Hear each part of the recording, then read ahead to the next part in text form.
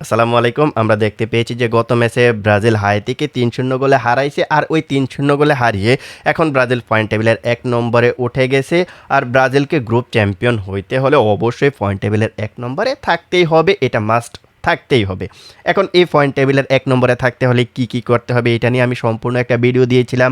তো এটা নিয়ে বেশি কথাবার্তা বলবো না। বাট আজকের এই ভিডিওতে আমরা দেখার ট্রাই করব ব্রাজিলের যে লাস্ট ম্যাচটা ছিল ওই লাস্ট ম্যাচে কোন ফুটবলাররা কেমন খেলেছে এবং কোন জায়গায় কিছুটা উন্নতি হয়েছে সেই বিষয়টা নিয়ে কথা বলার ট্রাই করবে। Hey guys, welcome to another football episode video, যে ভিডিওতে আমরা ব্রাজিলের লাস্ট ম্যাচ এবং কিছু উন্নতির জায়গা নিয়ে কথা বলতে এসেছি। তো ফার্স্ট অফ অল আমরা যদি প্লেয়ারগুলোর কথা বলি কারা কেমন খেলেছে, তাহলে সবার আগে এলিসনের কথা বলবো। 8.1 রেটিং ক্লেম করেছে। তিনি কিন্তু তিনটা সেভ দিয়েছে, যেখানে একটা গোল তো হয়েই যেত, ওই ধরনের গোলও কিন্তু তিনি সেভ দিয়েছেন। আর পরবর্তীতে আমরা দেখতে পেয়েছি দানিলো ওইখান থেকে গোল লাইন ক্লিয়ারেন্স করেছেন। সো এলিসন কিন্তু ভালো ফুটবল খেলেছেন। আমরা যদি রাইট ব্যাকের কথা বলি তাহলে দানিলো গত ম্যাচটাতে যা করেছে ভাই, অবশ্যই ওর প্রশংসা করতে হবে। ভাই আমি যখন ফুটবলার ভালো খেলবে তখন ভালো বলবো, যখন আপনার সমালোচনার জায়গা রেখে যাবে তখন সমালোচনা অবশ্যই করবো। গত ম্যাচটাতে তিনি ভালো খেলেছেন, অবশ্যই তার প্রশংসা করতে হবে।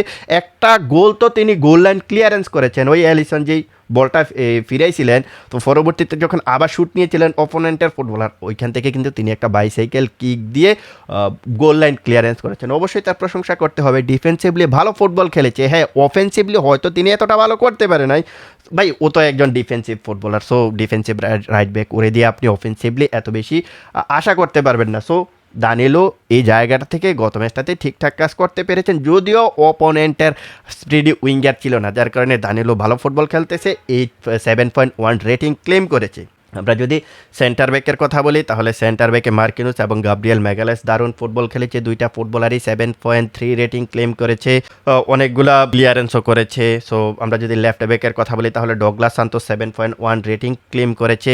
ডগলাস সান্তোস একটা সারপ্রাইজিং প্যাকেজ হিসেবে ব্রাজিল টিমটাতে চলে আসলো। ভাই মরক্কোর এগেনস্টে তো 7.7 রেটিং ক্লেম করেছে, দারুণ ফুটবল খেলেছে। এই ম্যাচটাতেও দেখেন দারুণ ফুটবল খেলেছে, দারুণ ফুটবল। আমরা যদি এই পজিশনটাতে যদি আলেক্সান্দ্রোকে খেলানো হয়তোবা ডগলাস সান্তোস যে পারফরমেন্সটা দিছে এরকম লেভেলের পারফরমেন্সটা হয়তোবা আমরা তার কাছ থেকে পাইতাম না, যেখান থেকে আমরা ওই লেফট সাইডের যে পজিশনটা আপনার উইং ব্যাকের পজিশনটা, ওই জিনিসটাও কিন্তু তিনি কাভার করছে। অনেক সময় ভিনিসিয়াস জুনিয়রের সঙ্গে আমরা লিঙ্ক আপ দেখতে পেয়েছি, ভালো ফুটবল খেলছে। সামনের ম্যাচটাতে হয়তো আমরা তাকে দেখতে পারবো। আমরা যদি মিডের কথা বলি তাহলে ক্যাসিমেরো লাস্ট ম্যাচের আগের ম্যাচটাতে মরক্কোর এগেনস্টে যে পারফরমেন্সটা দিছে ওইখান থেকে পুরাই চেঞ্জ হয়ে গেছে ক্যাসিমেরো। আমরা জানি যে ক্যাসিমেরোকে নিয়ে অনেকে বলতেছে যে ক্যাসিমেরো গেছে, ক্যাসিমেরোকে দিয়ে হবে না। ওই মরক্কোর এগেনস্টে ম্যাচটার পরেও কিন্তু এমন কথা বলেছে। বাট আপনি লাস্ট ম্যাচটাতে দেখেন ভাই, ছয়টা ট্যাকেল করছে, তারপর হচ্ছে ছয়টা ট্যাকেল করছে, 5টা রিকভারি করছে, অনেকগুলা ডুয়েল উইন হয়েছে। গ্রাউন্ড ডুয়েল 11টার মধ্যেই 8টা গ্রাউন্ড ডুয়েল উইন হয়েছে। সো ডিফেন্সিভ মিডফিল্ডার হিসেবে সে আর কি করে দিবে? আপনি দেখতে পারবেন যে 7.6 রেটিং সে ক্লেম করেছে, আর কি করে দিবে? বুনো গুইমারেসের দিকে তাকান। বুনো গুইমারেসের গত ম্যাচটাতে 7.5 রেটিং ক্লেম করেছে। তিনি ফার্স্টটা ট্যাকেল করেছেন, অনেকগুলা গ্রাউন্ড ডুয়েল উইন হয়েছেন। তারপর হচ্ছে আপনি দেখতে পারবেন যে ও অনেকটা কিছুটা হালকা একটু বক্স টু বক্স মিডফিল্ডারের মতো খেলেছে, 7.5 রেটিং ক্লেম করেছে। আর কি করবে? বুনো গুইমারেস যথেষ্ট ভালো ফুটবল খেলেছে। এবং আমরা যদি তৃতীয় মিডফিল্ডারের কথা বলি তাহলে এই জায়গাটাতে আপনি দেখতে পারবেন যে লুকাস পাকুয়েতা লাস্ট ম্যাচটাতে একটা পিনিক করেছিল, ওইখান থেকে ব্রাজিল গোল কনসিড করেছিল। সেই লুকাস পাকুয়েতা পুরাই চেঞ্জ হয়ে গেছে। এবং আমরা দেখতে পাইছি এই ম্যাচটাতে ভিনিসিয়াস জুনিয়রকে দিয়ে একটা অ্যাসিস্ট করাইছেন, ভিনিসিয়াস জুনিয়রকে দিয়ে একটা গোল করাইছেন, তিনি একটা অ্যাসিস্ট করেছেন, একটা লফটেড পাস জেনারেট করে দিয়েছেন। ও মাই গড, দারুণ একটা পাস ছিল, দারুণ একটা পাস। সো বুঝতেই পারতেছেন যে লুকাস পাকুয়েতা এই ম্যাচটাতে কেমন খেলেছে। আপনি দেখতে পারবেন যে ও এই ম্যাচটাতে 2টা চান্সেস ক্রিয়েট করে দিয়েছে, একটা বিগ চান্সেস ক্রিয়েট করে দিয়েছে। সো লুকাস পাকুয়েতার নাম্বার 10-এর যে রুলটা, সেই রুলটা কিন্তু তার যে দায়িত্বটা ছিল সেই দায়িত্বটা কিন্তু প্রপারভাবে সে করতে পেরেছে। আমরা যদি এখন ফরওয়ার্ড লাইনের কথা বলি তাহলে রাফিনহা তেমন একটা ভালো করতে পারে নাই, ইঞ্জুরি নিয়ে মাঠ ছেড়েছিলেন। ওই রাফিনহার একটা গোল কিন্তু অফসাইডের কারণে বাতিল হয়ে গেছে। তো যদি বাতিল না হয়তো, যদি অফসাইড না হয়তো, অপোনেন্ট কিন্তু আপনার হাইলাইন ডিফেন্স খেলেছে, ওই হাইলাইন ডিফেন্সের কারণে একটা অফসাইড ট্র্যাপে তিনি পা দিয়েছেন আর ওইখান থেকে গোলটা মিস হয়েছে। আমরা এখন যদি লেফট উইংয়ের কথা বলি, ভিনিসিয়াস জুনিয়রের কথা তো অবশ্যই বলতে হবে না। ভিনিসিয়াস জুনিয়র এবারের বিশ্বকাপে ব্রাজিলের হয়ে 2টা ম্যাচ খেলেছে, খেলেছেন, ব্রাজিলই তো 2টা ম্যাচ খেলেছেন, 2টা ম্যাচেই player of the match Vinicius junior. আপনি ওর কাছ থেকে আর কী চান? ও এই ম্যাচটাতে 8.5 রেটিং ক্লেম করেছে, একটা গোল করেছে, একটা অ্যাসিস্ট করেছে। মাতিয়াস কুনার যে দ্বিতীয় গোলটা করেছে ওইখানে দারুণ একটা অ্যাসিস্ট ছিল, দারুণ একটা থ্রো পাস ছিল, ওইখান থেকে মাতিয়াস কুনা গোল করেছে আপনি। এবং দেখতে পারবেন ফার্স্ট যে গোলটা মাতিয়াস কুনা করেছে, ওই মাতিয়াস কুনাই কিন্তু দেখবেন যে ওই গোলের ওই গোলের ক্রিয়েটরটাও কিন্তু ভিনিসিয়াস জুনিয়র। যদিও অপোনেন্টের পায়ে লেগে মাতিয়াস কুনার কাছে বল গেছে, ওইখান থেকে গোল এসেছে। যদি অপোনেন্টের পায়ে না লাগতো তাহলে ভিনিসিয়াস জুনিয়রের নামে আরও একটা অ্যাসিস্ট যোগ হয়ে যেত। সো বুঝতেই পারতেছেন যে ভিনিসিয়াস জুনিয়র কেমন ফুটবল খেলেছে। দেখুন ভিনিসিয়াস, অনেকেই জিজ্ঞেস করবেন যে ভিনিসিয়াস জুনিয়র উন্নতির কারণ কি? ভিনিসিয়াস জুনিয়র উন্নতির কারণ হচ্ছে সে আগের মতো সেলফিশ না ভাই। এইটা হচ্ছে সবচাইতে বড় প্লাস পয়েন্ট তার। সে সেলফিশ না। আগে আমরা দেখতাম যে সেলফিশগিরি করতো, বাট এখন সেলফিশগিরি করে না। সে এখন দলের জন্য চিন্তা করে। হ্যাঁ, আপনারা তো এরকম ব্যক্তি যে একটা ম্যাচ ভালো করলে প্রশংসা উড়িয়ে দেন, আরেকটা ম্যাচ খারাপ করলে একেবারে ধুয়ে দেন। আমি কিন্তু সবসময় যে জিনিসটা বলি, একটা ফুটবলার যখন টানা 3টা-4টা ম্যাচ খারাপ খেলবে তখন কিন্তু আমি তার সমালোচনা বেশি করি। আদারওয়াইজ একটা ম্যাচ ভালো, একটা ম্যাচ খারাপ করলে, হ্যাঁ, একটা ম্যাচ ভালো, একটা ম্যাচ খারাপ যাইতে পারে, কিন্তু এমন টাইপের পারফরমেন্স যখন কোনো ফুটবলারের কাছ থেকে আসে আমি ওদেরকে নিয়ে তেমন একটা সমালোচনা করি না। একদিন ভালো যাবে, একদিন খারাপ যাইতেই পারে। বাট এখন ভিনিসিয়াস জুনিয়রের দিকে দেখেন, ও ব্রাজিলের হয়ে লাস্ট 5টা ম্যাচে দারুণ ফুটবল খেলছে। লাস্ট 5টা ম্যাচে আপনার 3টা গোল 3টা অ্যাসিস্ট করছে, 6টা গোল প্লাস অ্যাসিস্ট হয়ে গেছে লাস্ট 5 ম্যাচে। সো সে আর কী করে দিবে? প্রথম ম্যাচে তো এখনও ব্রাজিল যে গ্রুপ পয়েন্ট টেবিলের 1 নম্বরে আছে না, সেটার মূল কারিগরি হচ্ছে ভিনিসিয়াস জুনিয়র। কারণ মরক্কোর এগেনস্টে যেখানে আমরা দেখতে পাইছি বাকি ফুটবলারগুলা তেমন করতে পারে নাই, সেই জায়গায় ভিনিসিয়াস জুনিয়র দারুণ একটা গোল করে ব্রাজিলকে গ্রুপ চ্যাম্পিয়ন হওয়ার জন্য রেসে টিকিয়ে রেখেছিলেন। এবং সেই জায়গায় এখনও ব্রাজিল গ্রুপ পর্বের পয়েন্ট টেবিলে 1 নম্বরে উঠে গেছে। লাস্ট ম্যাচটা তো একটা গোল একটা অ্যাসিস্ট করছেন। সো দেখতেই পারছেন যে ভিনিসিয়াস জুনিয়র কেমন ফর্মে আছে। তার ভালো করার রিজন, আর একটা রিজন হচ্ছে তিনি লাস্ট তার ইন্টারভিউটাতে বলেছেন, আমি যখন লেফট উইং সাইডটা দিয়ে খেলতেছিলাম আমাকে অনেকটাই মার্ক করে রাখা হয়েছিল, আমি ওই জায়গাটাতে ভালো ফুটবল খেলতে পারতেছিলাম না। কার্লো আনচেলত্তি আমাকে ম্যাচের ভিতরে বলেছে আমি যেন 2 সেন্টার ব্যাকের মাঝামাঝি অবস্থানে থাকি। সো তিনি পরবর্তীতে এই কাজটা করলেন এবং সেইখান থেকে তিনি ভালো ফুটবল খেলা শুরু করে দিলেন। সো এটা আর একটা রিজন যে ভিনিসিয়াস জুনিয়র কেন ভালো ফুটবল খেলতেছে। বুঝতেই পারতেছেন। তো ভিনি, এবারের বিশ্বকাপে আপনি যদি বাকি ফুটবলারগুলোর দিকে, যদি টপ ক্লাস ফুটবলারগুলোর দিকে যদি ফোকাস করেন, যারা এখন দারুণ ফর্মে আছে, এদের মাঝে একজন হচ্ছে ভিনিসিয়াস জুনিয়র। সো 3টা গোল প্লাস অ্যাসিস্ট কিন্তু তার হয়ে গেছে।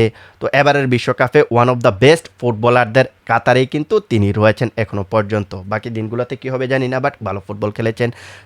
8.5 রেটিং ক্লেম করেছেন। আর এই ম্যাচটাতে সবচাইতে বেশি রেটিং ক্লেম করেছেন হচ্ছে মাতিয়াস কুনা, যিনি কিনা জোড়া গোল করেছেন এবং 8.9 রেটিং ক্লেম করেছেন। গত ম্যাচটাতে আমরা দেখতে পাইছি যে ম্যাচের 23 মিনিটে একটা গোল করলো, ম্যাচের 36 মিনিটে একটা গোল করলো। 36 মিনিটে যে গোলটা করছে ওইখানে নিজেই কিন্তু তিনি জায়গাটা ক্রিয়েট করে নিয়েছেন।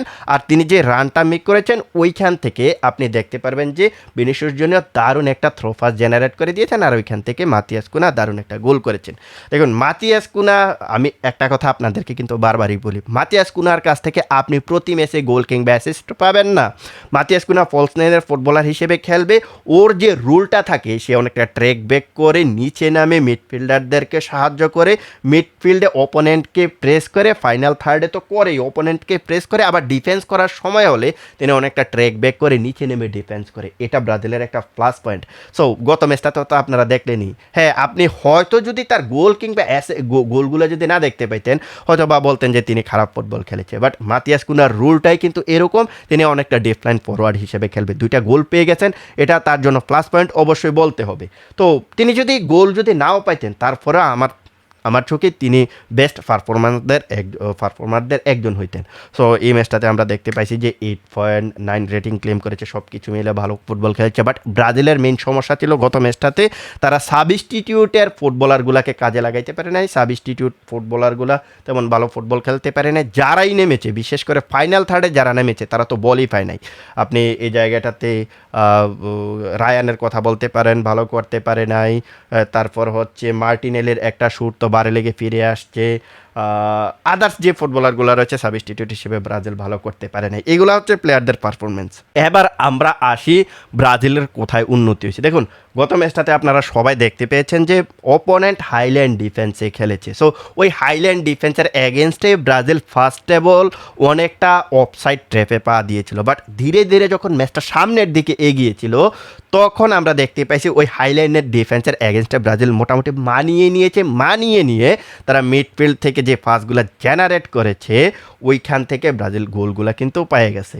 আপনি প্রত্যেকটা দেখেন ভিনিসিয়াস জুনিয়র যে পাসটা জেনারেট করছে, হ্যাঁ হয়তো পুরোপুরি মিডফিল্ড সাইড থেকে না, বাট মিডফিল্ডেই কিন্তু ধরতে হবে, অ্যাটাকিং মিডফিল্ড থেকে তিনি একটা থ্রো পাস জেনারেট করে দিচ্ছে, ওইখান থেকে একটা গোল পেয়ে গেছে।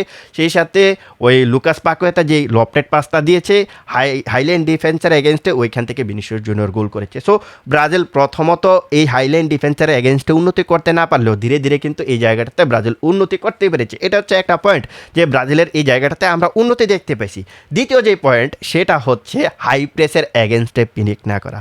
আপনারা সবাই দেখছেন যে মরক্কোর এগেনস্টে ব্রাজিল হাই প্রেসের এগেনস্টে কতটা পিনিক করেছে। প্রতিটা ফুটবলার বলগুলা লুজ করেছিল।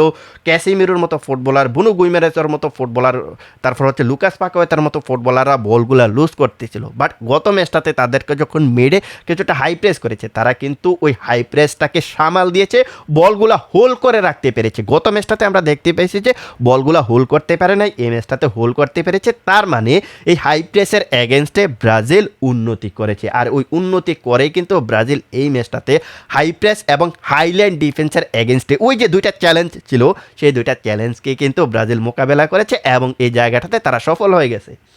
সো বুঝতেই পারতেছেন আমি কি বলতে চাইতেছি। ব্রাজিল হাই প্রেসের এগেনস্টে উন্নতি করেছে, সেই সাথে আপনার হাইল্যান্ড ডিফেন্সের এগেনস্টে উন্নতি করতে পেরেছে, আবার ডিফেন্সে তো উন্নতি করেইছে।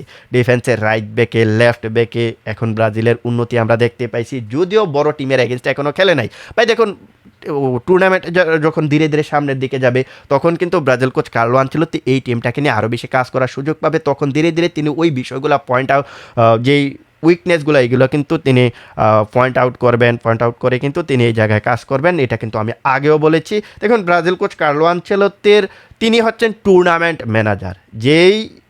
যেই টুর্নামেন্টগুলো মনে করেন যে নকআউট স্টেজের টুর্নামেন্ট হয় ওইখানে কিন্তু তিনি ভালো ফুটবল খেলতে পারেন। যেমন আপনার ডোমেস্টিক যখন কাপ লিগগুলো থাকে পয়েন্ট টেবিলের আকারে ওইখানে তিনি তেমন একটা ভালো করতে পারে না, বাট যখন নকআউট স্টেজের টুর্নামেন্ট হয় তখন কিন্তু তিনি ভালো করে। যেমন চ্যাম্পিয়ন্স লিগ, তারপর হচ্ছে আপনার ওই যে লা লিগার স্প্যানিশ সুপার কাপ, স্প্যানিশ আপনার কোপা দেল রে, এই টাইপের টুর্নামেন্টগুলোতে কিন্তু আমরা দেখতে পাইছি কার্লো আনচেলত্তি ভালো ফুটবল খেলতে পারে। শুধু আপনার এই যে লা লিগাতে রিয়াল মাদ্রিদকে নিয়ে বিষয়টা এমন না, তিনি আদার্স যেই টুর্নামেন্টগুলো খেলেছেন সব জায়গায় কিন্তু ওই নকআউট স্টেজে তিনি ভালো করতে পেরেছেন। সো সেই অনুযায়ী আমরা বলতে পারি যে নকআউট স্টেজে যখন ব্রাজিল যাবে সামনের ম্যাচগুলোতে আমরা ব্রাজিল কোচ কার্লো আনচেলত্তির কাছে ভালো কিছু আশা করতে পারি। কারণ আমরা কিন্তু অতীতে এমনটা দেখে আসছি যে টুর্নামেন্ট টাইপের ম্যানেজার যেহেতু ব্রাজিল কোচ কার্লো আনচেলত্তি, আর ওই টুর্নামেন্টে তিনি ভালো করতে পারেন। সেই অনুযায়ী আমরা এবারও বিশ্বাস রাখি যে টুর্নামেন্টে তিনি 2026 বিশ্বকাপের টুর্নামেন্টে ব্রাজিলকে তিনি ভালো কিছু সার্ভিস দেবেন। সো এটাই হচ্ছে ব্রাজিলের বর্তমান টিমটাকে নিয়ে আমার ওপিনিয়ন। আর এই ওপিনিয়ন থেকে আপনারা হয়তো বুঝতে পেরেছেন ব্রাজিল বিশ্বকাপের সামনের ম্যাচগুলোতে নকআউট স্টেজে ভালো ফুটবল খেলতে চলেছে। তো এই ব্যাপারে আপনাদের মতামত কি সেটা কমেন্ট সেকশনে জানান। তো আজকের ভিডিওটা এখানেই শেষ করবো। যাওয়ার আগে বলতে চাই আপনারা যারা আমার ফুটবল লাভ এন চ্যানেলে কমেন্টস করতেছেন তাদেরকে বলবো যে ভাই ওই চ্যানেলটাতে স্ট্রাইক আছে, ওইখানে আমি ভিডিও দিতে পারবো না আরও 5 থেকে 6 দিন পরে আমরা ওই চ্যানেলটাতে ব্যাক করব, দেন হচ্ছে ওইখানে আমরা ব্রাজিল নিয়ে কথাবার্তা বলবো। বাট তার আগ পর্যন্ত আমরা এই চ্যানেলটাতে কথা বলবো। আর ফেসবুক থেকে যারা দেখতেছেন তারা তো এইখানে প্রতিনিয়ত দেখবেন। সো যারা ইউটিউব থেকে দেখতেছেন তাদের কাছে অনুরোধ রইল ওই চ্যানেলটাও সাবস্ক্রাইব করে রাখবেন এবং এই চ্যানেলটাও সাবস্ক্রাইব করে রাখবেন। সো দ্যাটস ইট, দেখা হবে অন্য কোনো এক ভিডিওতে। সে পর্যন্ত সবাই ভালো থাকবেন। আল্লাহ হাফেজ।